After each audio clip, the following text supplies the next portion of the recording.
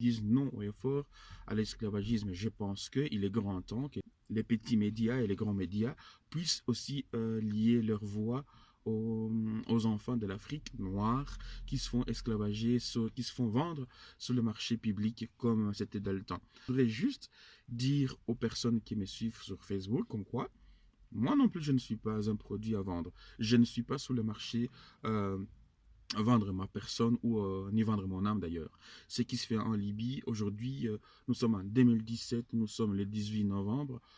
C'est vrai qu'il y a des gens qui sont étalés sur le marché public. Je vous mets les 3 vidéos des personnalités, de grands de ce monde qui ont manifesté leur volonté. Suivez. Je crois que je n'ai jamais été aussi en colère et aussi triste qu'en ce moment. Moi, le descendant d'esclaves, dont les ancêtres furent déportés d'Africa pour être des bêtes de somme dans le Nouveau Monde, je découvre qu'en ce début de XXIe siècle, en cette fin d'année 2017, je découvre qu'en Libye, ce que nous redoutions, après les accords passés entre les uns et les autres, qu'en Libye, on est en train de vendre des Africains. Là, en Libye, on vend nos jeunes qui, parce qu'ils ne pouvaient plus supporter le manque de vision d'avenir dans leur propre pays, ont décidé de partir, de braver le désert, de braver la mer, de braver la violence des groupes armés, de se retrouver humiliés en Europe en arrivant, que ce soit à Lampedusa ou ailleurs. Là, aujourd'hui, avec les accords passés entre la Libye et l'Union européenne, la France et d'autres pays, avec les États africains qui ferment les yeux, qui ne font rien, mais alors rien, pour aider cette jeunesse. Dire que nos jeunes ne peuvent plus partir. Il faut un sommet extraordinaire, il faut réfléchir. Aujourd'hui, on est en train de vendre, là, des Africains, des jeunes, nos jeunes. On les enferme dans des cages, puis on les vend au plus offrant. Et ça ne vous fait rien. Moi, le descendant d'esclaves, j'ai la haine. Je me demande que faut-il faire. Après cela, il faut que l'on nous dise qu'il faut aimer ce monde, il faut respecter les institutions telles qu'elles soient. Alors que moi, je vais rester là, à ne rien dire, à ne rien faire, alors que, là encore, ce soir, un reportage de France Info nous montre ces jeunes que l'on vend. Et personne ne dit rien. Les dirigeants ne disent rien. Les intellectuels ne disent rien. Les journalistes ne disent rien du continent. Personne ne se révolte. Les footballeurs qui ont les moyens ne disent rien. Vous laissez comme ça les uns les autres se faire vendre. Qu'est-ce que les descendants d'esclaves comme moi peuvent penser, doivent penser? C'est donc ce qui s'est passé avec nos ancêtres il y a plusieurs siècles. On ferme les yeux. Vous ne comprenez pas ce qui se joue. C'est l'avenir d'une part de l'humanité. C'est l'avenir de toute l'humanité. Lorsque les êtres humains sont capables de vendre d'autres êtres humains, c'est qu'ils s'empoisonnent eux-mêmes. Ils se privent de l'humanité. Lorsque des personnes ferment les yeux sur cela, ils se privent de cette humanité. Ils rusent avec des principes d'égalité, des principes d'honnêteté, de respect de l'autre, de démocratie. Quelle démocratie? Et celles et ceux qui subissent ça ne sont donc plus des êtres humains? C'est ça que vous acceptez aujourd'hui? Vous voulez quoi? Jusqu'où devons-nous aller pour nous faire entendre? Et là, je m'adresse aux dirigeants africains. Levez-vous, faites quelque chose. Vous voulez quoi? Que je vous supplie? Vous voulez quoi? Que nous entamions des grèves de la faim? Pour que vous réagissiez? Jusqu'à quand allez-vous profiter de l'argent, de la manne, que ce soit du pétrole ou d'autres matières premières de nos pays? Être dans les Panama Papers, dans les Paradise Papers? Avoir des comptes partout, avoir des villas partout, et ne rien faire pour cette jeunesse? Combien de temps encore? Nous, on est prêts. Merci beaucoup à vous tous qui nous suivez encore une fois. Vous venez de suivre là le premier vidéo. Et maintenant, je vous mets la deuxième vidéo. Dans la nuit libyenne, une voix et un groupe d'hommes alignés. Un bras qui les désigne et des prix. 400, 700, 700, 800, 1 à 1, Ils sont vendus aux enchères. Ce sont des migrants du Niger, du Ghana, du Nigeria. Des hommes forts pour travailler aux champs, dit la voix. Ce document a été envoyé à la chaîne CNN. Une journaliste s'est alors rendue en Libye pour vérifier son authenticité et elle a trouvé.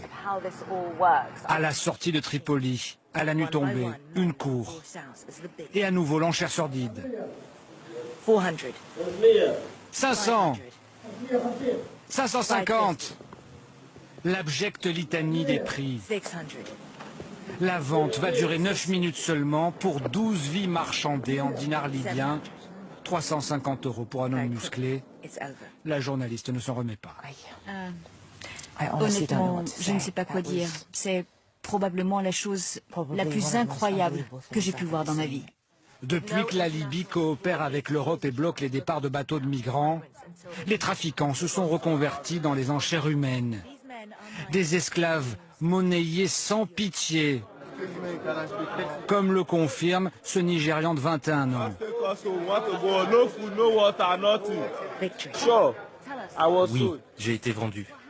En arrivant ici, j'ai été vendu. J'ai été battu comme la plupart des gens ici. Si vous regardez nos corps, il y a des blessures. Ils nous battent, ils nous mutilent. J'ai vu quelqu'un arriver pour m'acheter. Il a payé et il m'a ramené chez lui. Il y aurait actuellement 20 000 migrants détenus par les autorités libyennes. Quant à ceux aux mains des trafiquants d'esclaves, leur nombre est inconnu.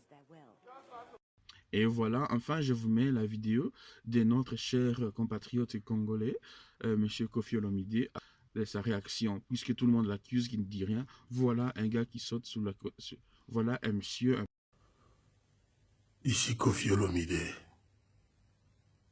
Je voudrais vous parler de ce qui se passe en Libye, mais beaucoup plus de ce que nos dirigeants africains noirs sont sans action, sans réaction par rapport à cela, à cet esclavage en 2017.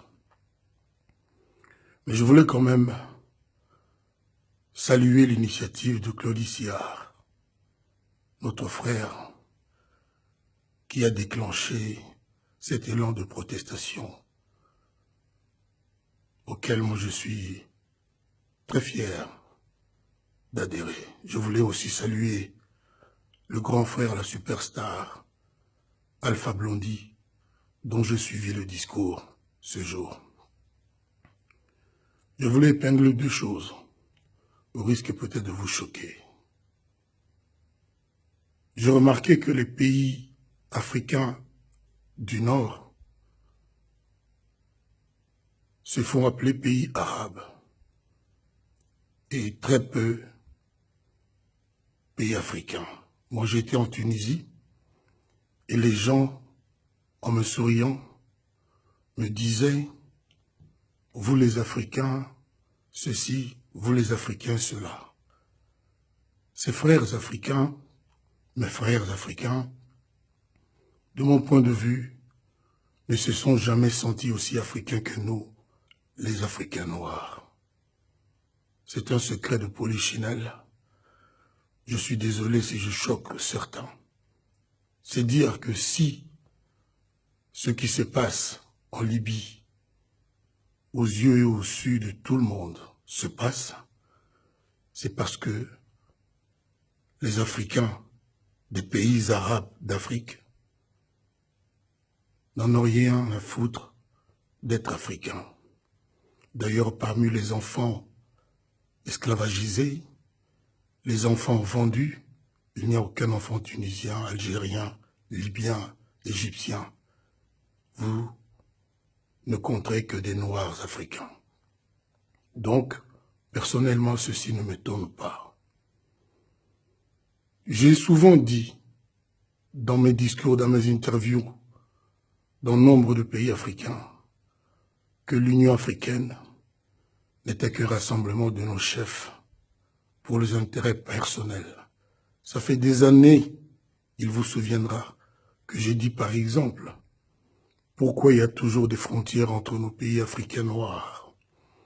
Pourquoi il n'y a pas une monnaie commune entre nos pays africains noirs? Mon discours, je le sais, a été entendu. J'ai eu la chance, le privilège d'en discuter avec nombre de ces chefs d'État et ces dirigeants. Ils n'en ont rien à faire. Ça ne sera jamais leur priorité. J'ai souvent dit, on ne peut pas être fort en Afrique si on n'est pas unis. Mais rien n'arrive. Et je vous assure que si nous continuons avec nos dirigeants actuels, avec cet état d'esprit, rien n'arrivera. L'Afrique ne sera jamais la maison de ces enfants que nous sommes.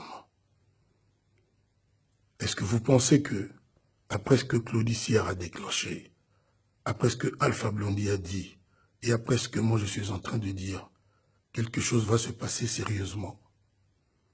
La Libye a ses dirigeants, ils en pensent quoi? Mais je ne désespère pas, je ne suis pas de la race des perdants, et je ne livre pas les combats que je ne suis pas sûr de gagner. C'est ainsi que moi je demande aujourd'hui, à vous mes frères, à nous les Africains noirs,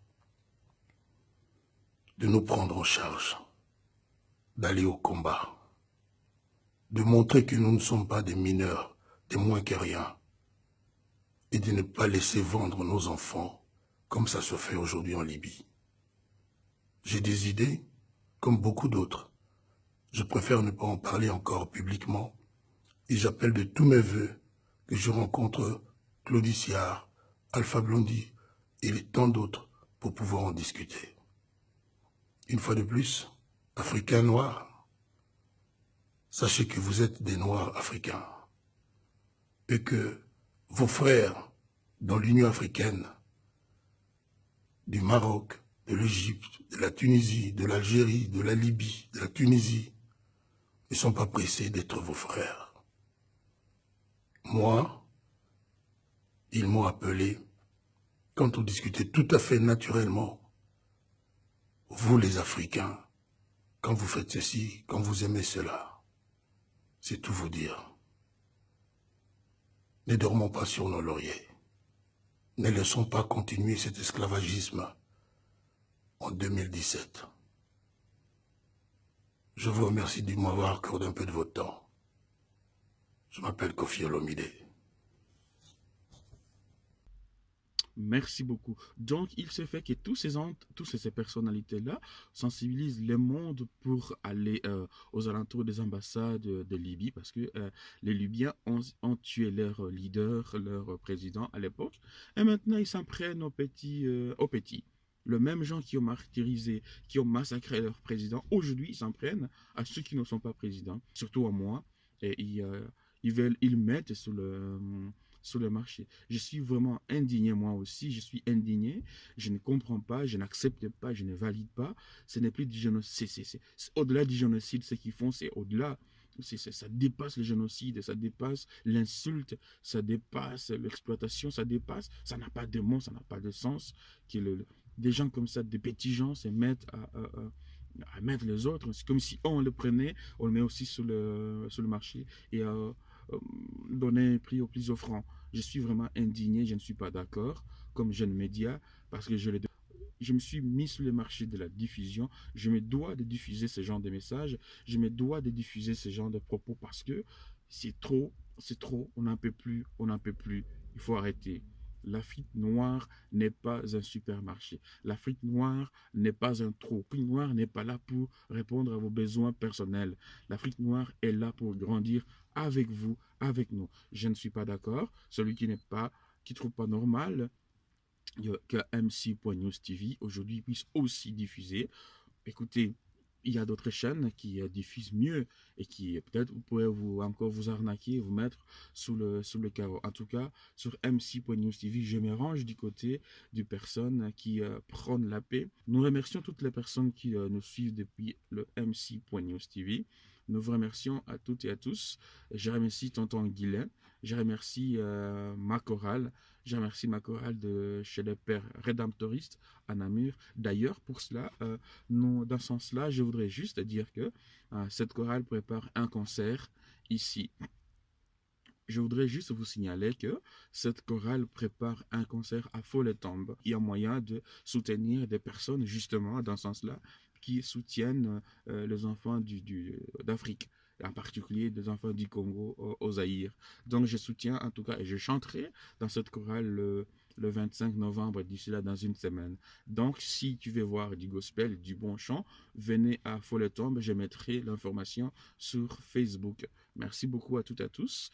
MC.News TV est diffusable aussi sur YouTube. À bientôt. Salut. Bonjour à toutes et à tous. Bonjour toutes et à tous. Vous êtes bien sur MC.News TV. MC.News TV aujourd'hui se range du côté de revendicateurs, de manifestants, de personnes qui revendiquent le droit et qui disent non à l'esclavagisme qui ne va pas.